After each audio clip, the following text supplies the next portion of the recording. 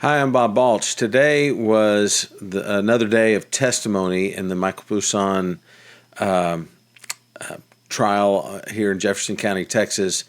He's accused of raping a little girl for more than 30 days.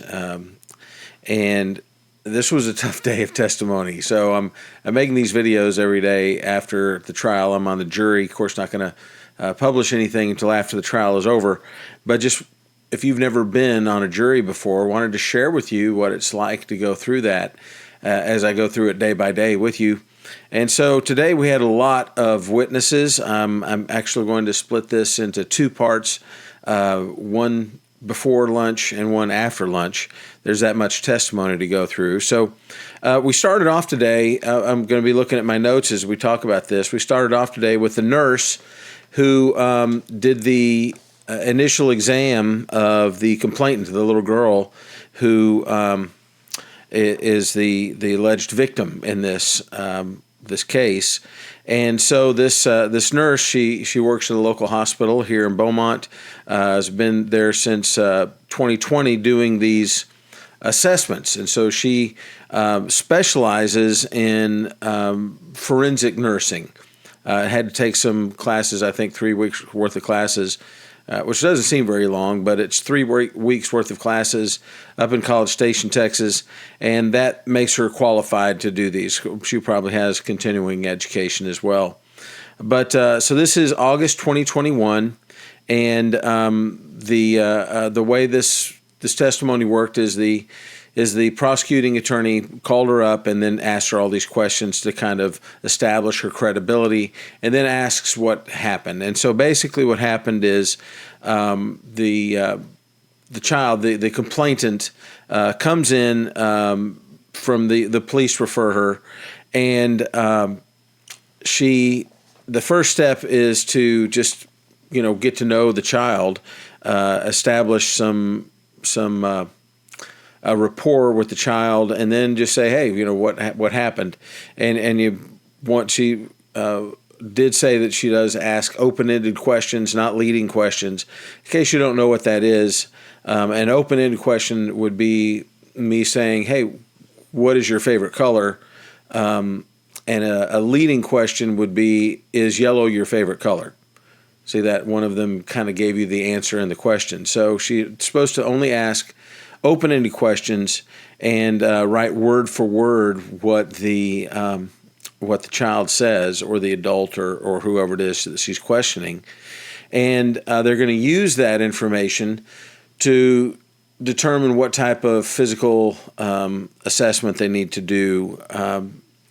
And so this particular interview with the complainant, the abuse was more than 5 days ago, more than 120 hours ago. So they don't do as thorough of a check because a lot of the evidence would have just disappeared by then. And but they do several checks regardless of how long it's been, specifically for things like sexually transmitted diseases and urinary tract infections and tears in the tissue, things like that. But 90% of the time, the results are normal. And in this case, the results were normal. They didn't see anything that in the exam that indicated there was any type of trauma involved. But the statement that the little girl gave, the complainant gave, did indicate that there was sexual assault. And so from there, what happens is the nurse, the forensic nurse from August of 2021, she annotates all of her findings and actually gives a Tanner stage to the victim if it's a child. And Tanner stage is basically the maturity level of the child. In this case, it was just Tanner stage 3. Tanner stage 1 would be very young children, 3, 4 years old, something like that. 5 is a full adult. So in summary, there's no injury. There's just allegations, and the testing results are pending.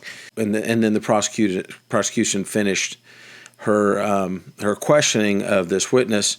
But there was this one final point, was just because there are no injuries does not mean anything other than this is just a normal, healthy little girl.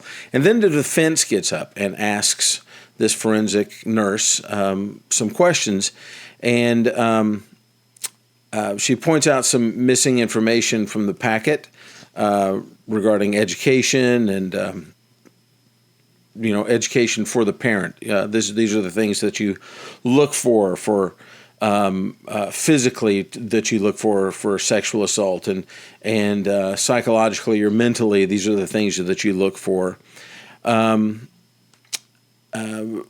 And then she pointed out in the history, they call it a history when they get the statement from the complainant, that they write it word for word. They're not putting anything in the complainant's mouth. And she pointed out that in the history, the complainant said, when she told me the second time. And so that she is the mom, and what it is a little girl saying these things. So when she told me blah, blah, blah, it's actually, if we were going to use grown-up English, it's when she asked me about this. So when she asked the little girl the second time about whether she'd been touched, I told the truth, indicating that mom had asked her before. So, then the question was, once my dad, the summary was, once my mom and dad broke up, he did not do it again. How did she get asked about ejaculation? Did stuff come out? That was the kind of question that was asked. And then the question was asked about the vagina anus exam. Was that normal? And the answer was yes, it was normal, except for a normal variant, apparently. It's called a septate hymen, and that was still there. And so that caused quite a bit of a discussion about this skin that goes across the hymen, and she said that there is no injury to the hymen. So the defense attorney was asking, well, if there's skin across the hymen, how could this little girl have been vaginally raped if there's skin across the hymen? And with the implication being, if you've had sex, then the hymen is no longer intact, and then the nurse did a very good job. I really like the way that she talked about it. Was the hymen is not some type of a balloon or I forget the word that she used, but it's not something like a Tupperware lid or a balloon or something that once you pop it, it's off or something like that, or it's torn or something. It's like I think she used the word sweater. When you put it on, it expands when your head goes through it, and then a turtleneck sweater, when your head's finished going through it, it's close to your neck again, and that's this abnormal this tissue that goes across the hymen. It's okay. Even if you have sex, you can that tissue can still be there without issue. So there's no injury to that. And then there was a redirect. It went back to the prosecution, and they said she asked about that, knowing that was a point. And the nurse at that point just made this point. She said she knew women who've had children that have no injury to their hymen. And so I was like, wow, I didn't. That's news to me. I thought that was interesting. So just because you've had children, your hymen is still intact. So then there was a new witness, and this witness was a forensic nurse at the same hospital, and she's been there since 2008. So this one has a lot more experience, and we did learn that SANE finally, because I keep on asking about these SANE exams, is it's called a sexual assault nurse examiner. So that's what SANE means. She's been a registered nurse since 1999 and has been doing this SANE examination stuff since 2008. And she's the one who did the exam way back in 2018, and she's still at the same hospital. So that's a lot of consistency there, even though it's only been 5 years. But she said that the complainant was 5 years old when she spoke to her, and was not usually able to convey exactly what happened if she's only 5 years old. That in the history where they asked the complainant exactly what happened, she said that her brother had touched her genital area a lot of times. Lots of times, but only digital contact, only with his hands. And that there was no injury when she examined the complainant also. And at that time, in 2018, the first incident, she was only at a Tanner stage 1. And says that she collected all the swabs of vaginal anal swabs, collected her panties and all those things, a buccal swab from her cheek, and sent all those off to in a chain of custody to law enforcement. She talked more about that hymen thing, that the septum was had tissue partially covering the hymen, and this really isn't going to prevent anybody from raping you or anything like that. It just, things will go either to the left or the right of it. It stretches. She said that the panties had a yellow stain, and these panties were the same one from the incident. This is the defense attorney is now asking these questions. So these panties, they had a yellow stain, yes, and are these the same ones from the incident? The standardized and the way they know that it's the same ones from the incident is because they ask a bunch of questions. Have you taken a bath? Have you changed clothes? All those types of things since this incident, and all those answers were no.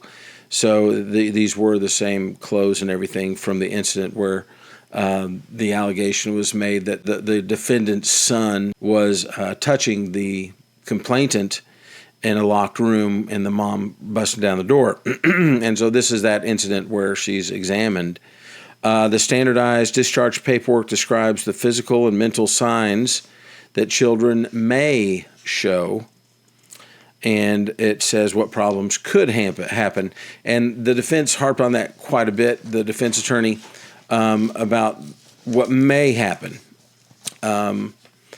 Is what the nurse kept talking about, but the defense would bring up, walking funny and signs of physical distress and things like that, and, that may happen. And mental things like being withdrawn and not wanting to talk, well, those are things that could happen. It's not 100% of the time. So they sent home the standard paperwork, and the follow-up is not done by the forensic nurse to ensure that the counseling and stuff like that is done. They're not going to do that. That's not their job to do. They talked about, the defense brought up questions about, what's going to injure the child and stuff like that.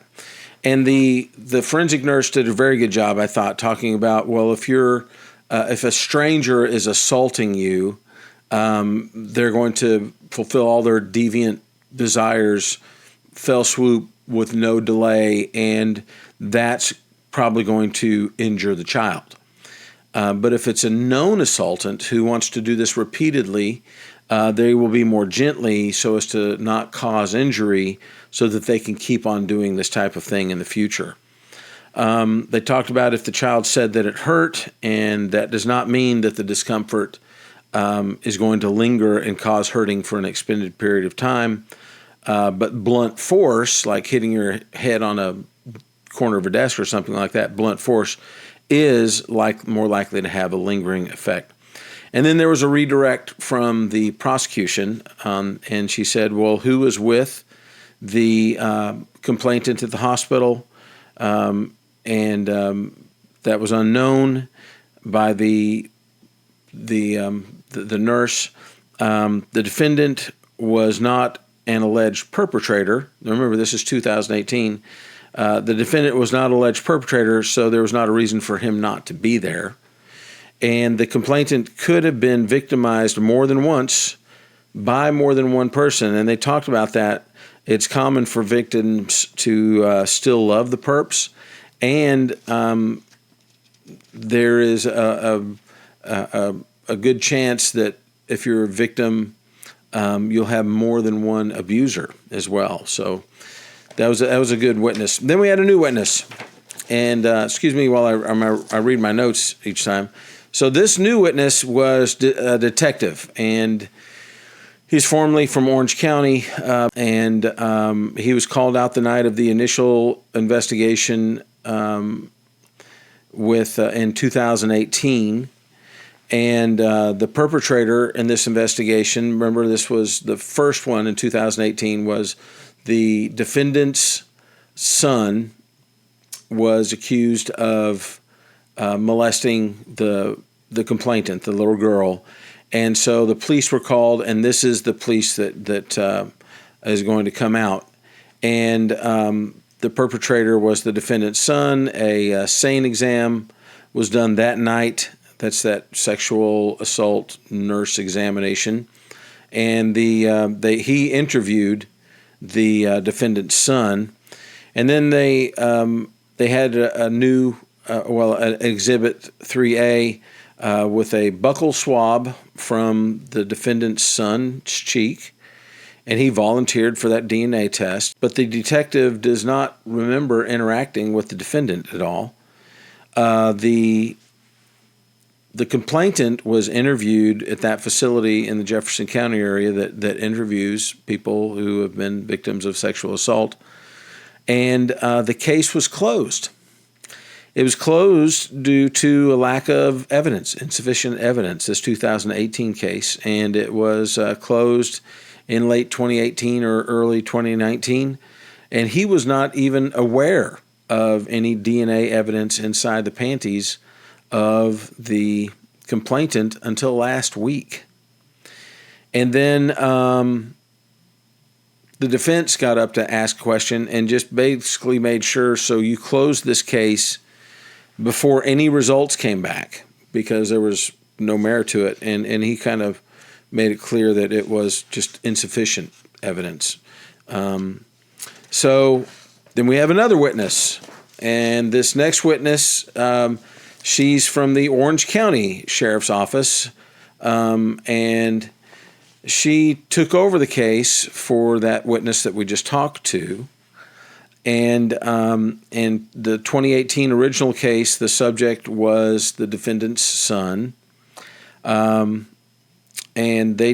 this particular witness, she's from the Orange County Sheriff's Office.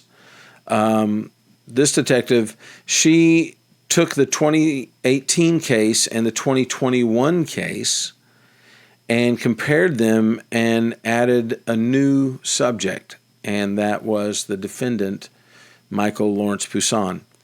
And then she got a buccal swab DNA test for the defendant and forwarded that to the forensic center, who then sent that to the crime lab.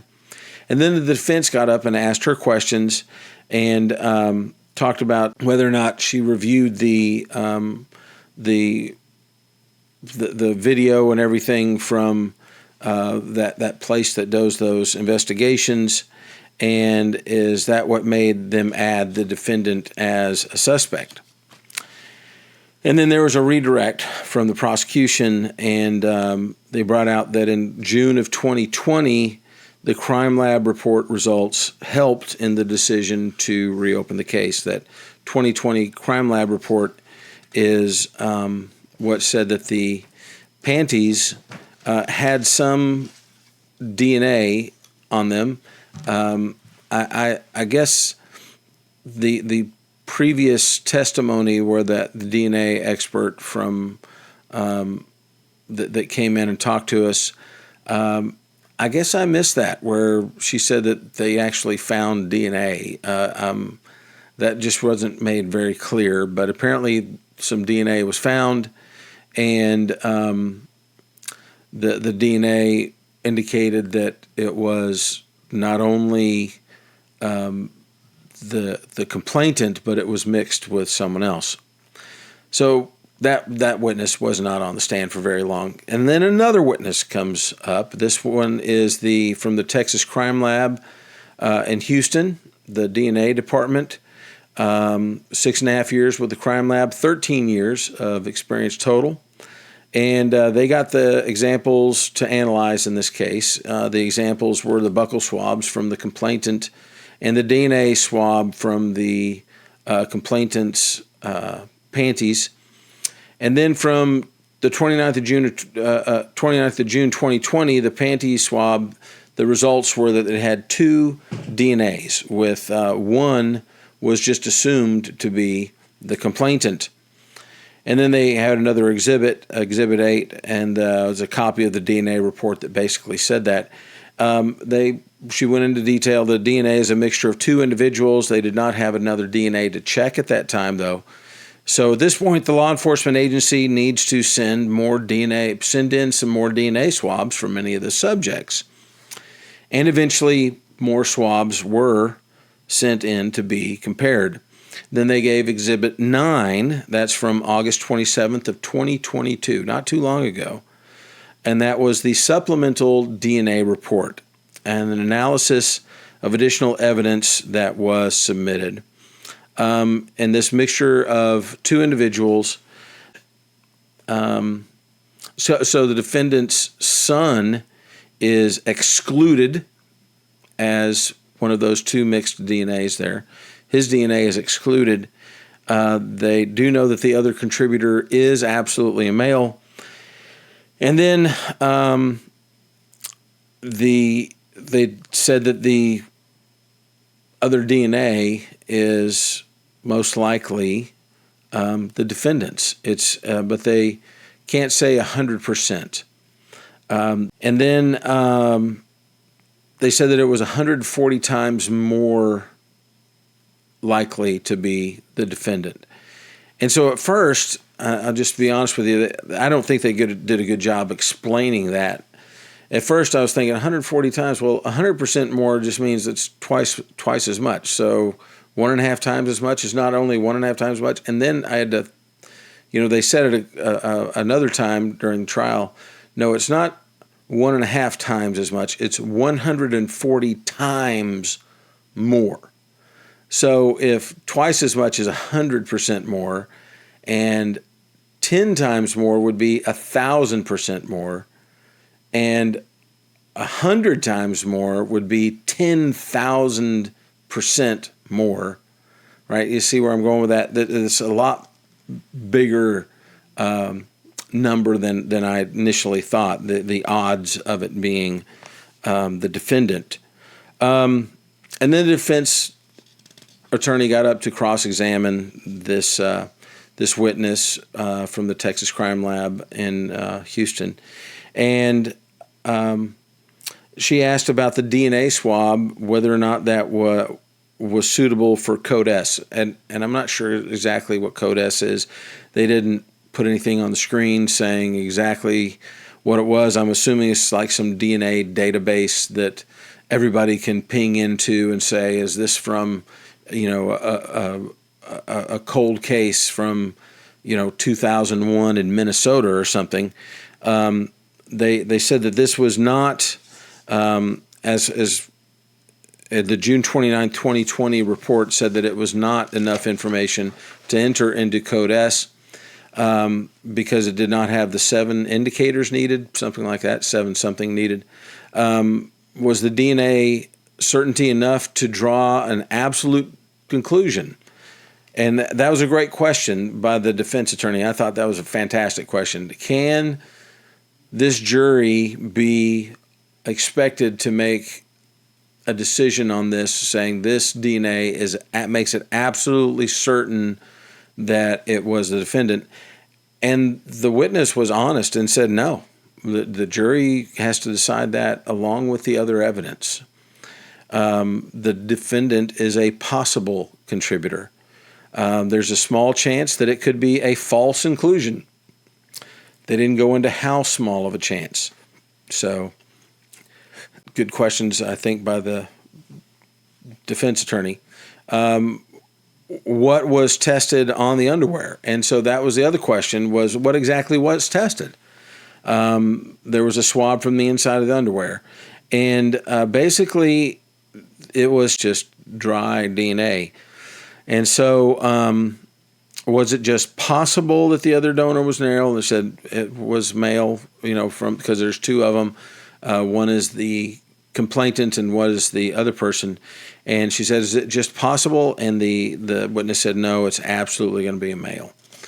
So I thought that was, of all of the times that the defense attorney made some really good points, I thought this was really good points. I thought she, if she was my defense attorney, I would have wanted her to hammer on that quite a bit more. Of course, we got more testimony, so maybe when the defense attorney has her witnesses up tomorrow or maybe the day after or something, maybe she'll bring that up. But I would have gone into the mathematics of what is a great DNA sample. What are the odds of that being that person? I don't know what they are, 1,000,000,000 to 1 or something. But what is this one? Oh, this is, 100,000 to 1. I don't know what it is, but I would want to, if I was the defense attorney, I would want the jury to know how far away this is from certainty. Just what is the ratio? If this is certain, how uncertain is this? And the other thing I would have harped on quite a bit more was, so she kept on saying what the DNA sample was. It's trace DNA, contact DNA. And so I'm still not 100% clear, but I would have said, was the DNA swab, was it semen? Was it sweat? Was it saliva? To get them to commit to an answer, no, it was, he might have been, folding panties or something that day, and, his skin, or something, skin cells or something got on it, or the panties were in the dryer with all of his work shirts or something, and, he was just drying all of his work shirts to get them all wrinkle-free or something. How can that get on there? That's what I would have harped on. But anyway, that's just me. Then we had another witness, and this witness actually works at that facility that interviews sexual abuse victims. And she's been there for quite a while, since 2019. And she's done about 900 interviews since 2019. I mean, this is 2023, so that's a lot. It falls under the Children's Advocacy Center in Austin. And it's basically, she talked about interviewing the complainant.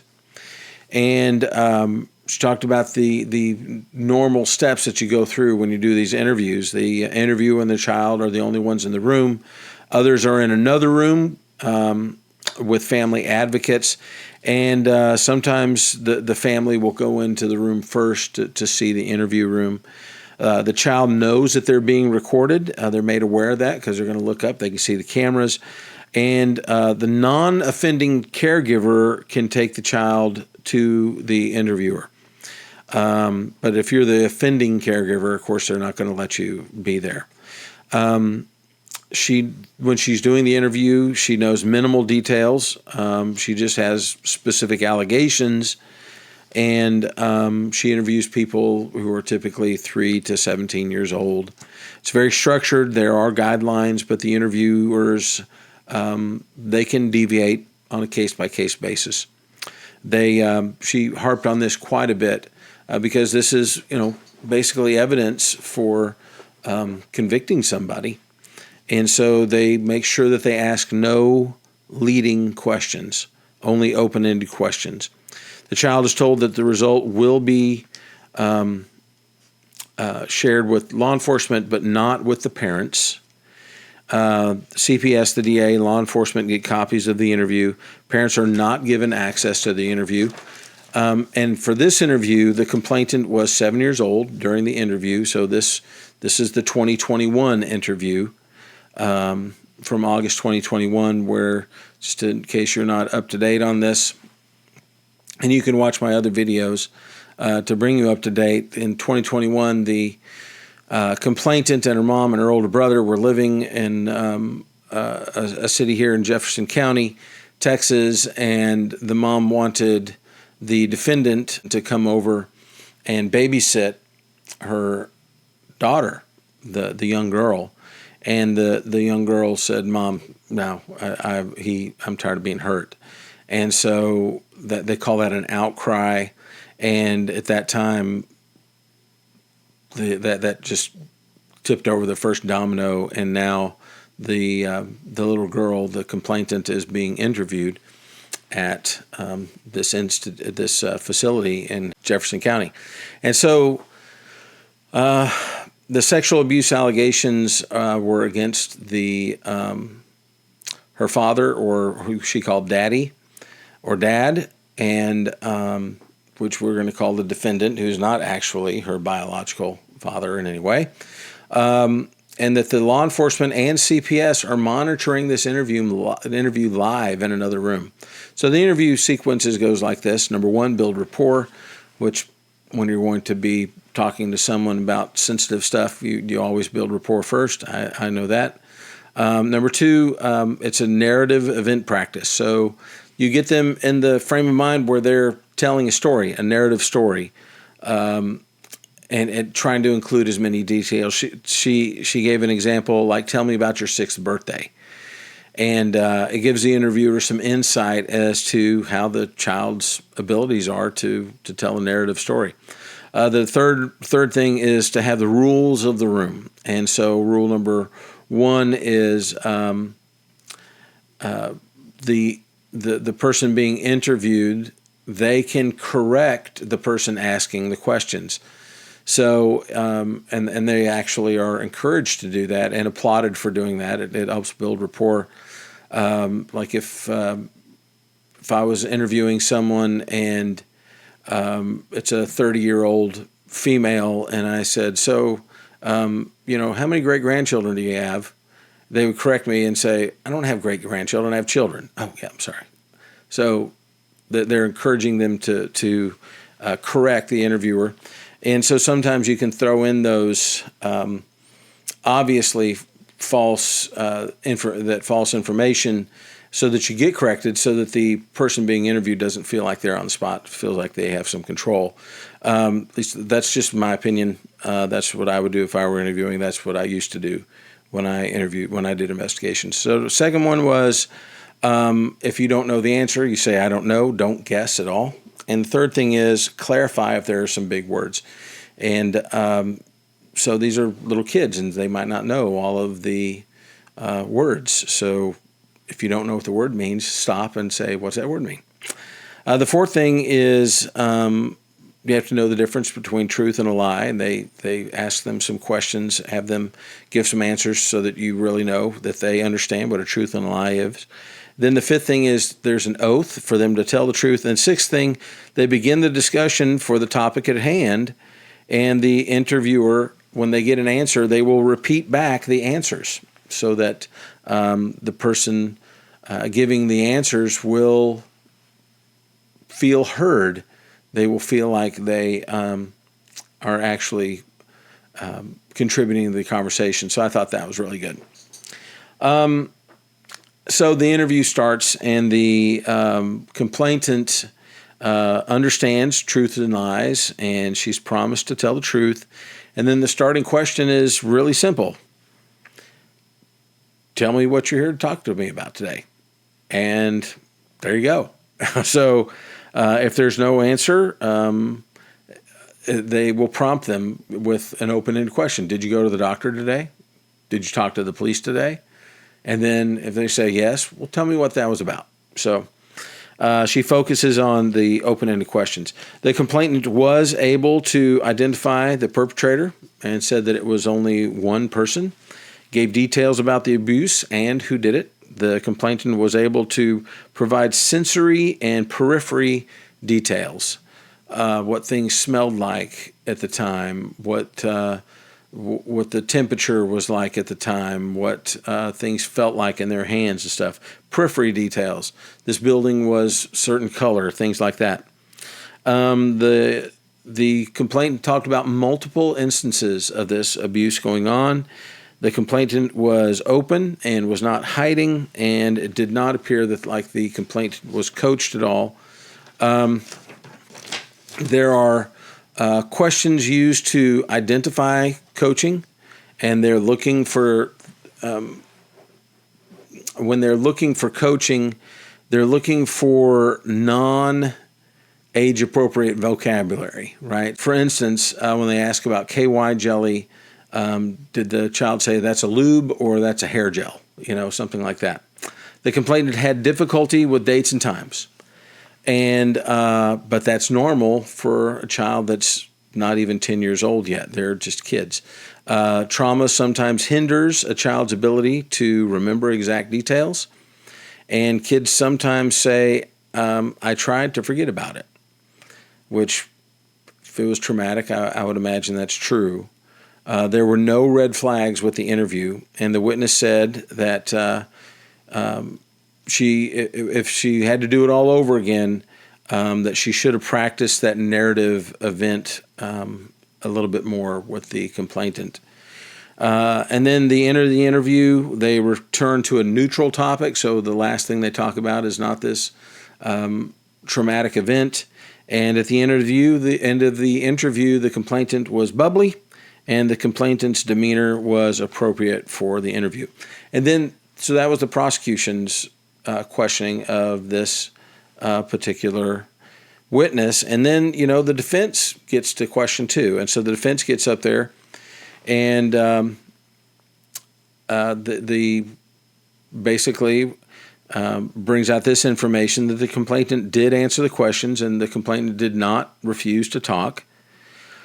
And then they asked this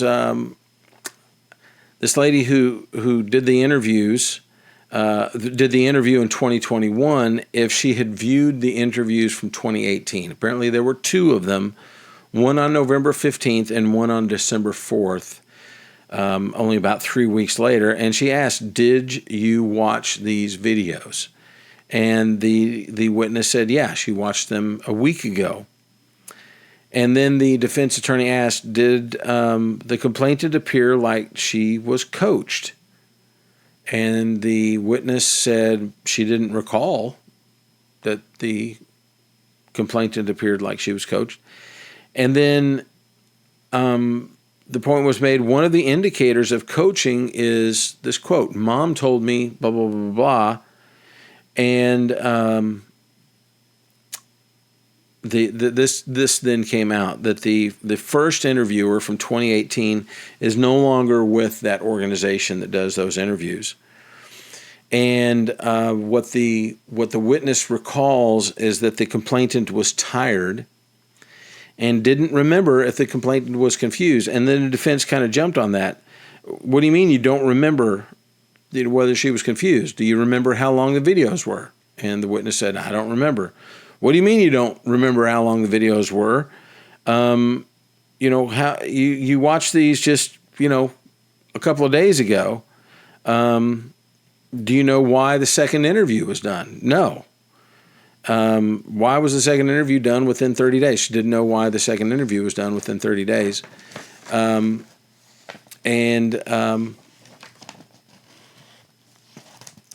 I wrote this down for some reason. The witness did not know when the outcry was in 2021, even though she did the interview.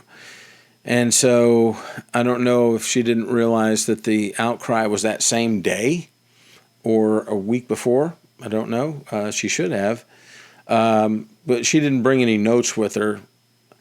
Everybody, all the other witnesses, they had notes and they were thumbing through their notes. But this witness did not have notes. If someone does not want to talk, how do you get them to talk? And the witness said, well, sometimes they just don't talk. So, and then the last part was, did the complainant look like she didn't want to talk? And the witness said she was tired. I don't know. And the defense attorney asked again, you watched these two days ago? And the witness said, yeah, I watched them 2 days ago. So out of all the witnesses that the prosecution brought up, that was the worst witness. This one was for the prosecution. It just still looked like she didn't have all of her stuff together. Maybe if she watches this interview, she'll know next time she goes on the stand, she needs to have her stuff together. That was the most damaging, I think, and maybe not damaging for the case, but just didn't look like all the witnesses had their ducks in a row. So when all the witnesses have their ducks in a row and they're all in the same story and they're all ready for the questions, that looks good. And she didn't make it look good. So we're going to end right there. I have another video for later in the day. The next witness was the complainant. And I just need to tell you that this next video, it's going to have a lot of gory details in it. And remember, we were talking about a young lady that this took a lot of courage for her to get up on the stand and talk about those things. But that's the next video. And I hope this is helping you to understand what it's like to be a person on a jury as you're listening to all of these questions go back and forth. A lot of the questions, attorneys don't ask open-ended questions like these nurses do and the investigators do. They don't ask those open-ended questions because they have a certain place where they're going. And that's very frustrating for me as a former investigator to have leading questions. And so everything is a leading question, from the defense attorney and the prosecuting attorney. It's just very frustrating. So, but that's the way it goes. Anyway, I hope you have a great day. If you're enjoying these videos, I hope you give it a thumbs up, subscribe to the channel. And, most of my videos are about Jesus because this is the That's Jesus channel. But this is just one of those videos where how does a Christian, act on a jury when the subject matter is like this? It's really hard. So I'll probably, when I'm finished making these videos, go cry on my pillow tonight. But I hope you have a great day. My name is Bob Balch with the That's Jesus channel. Be blessed.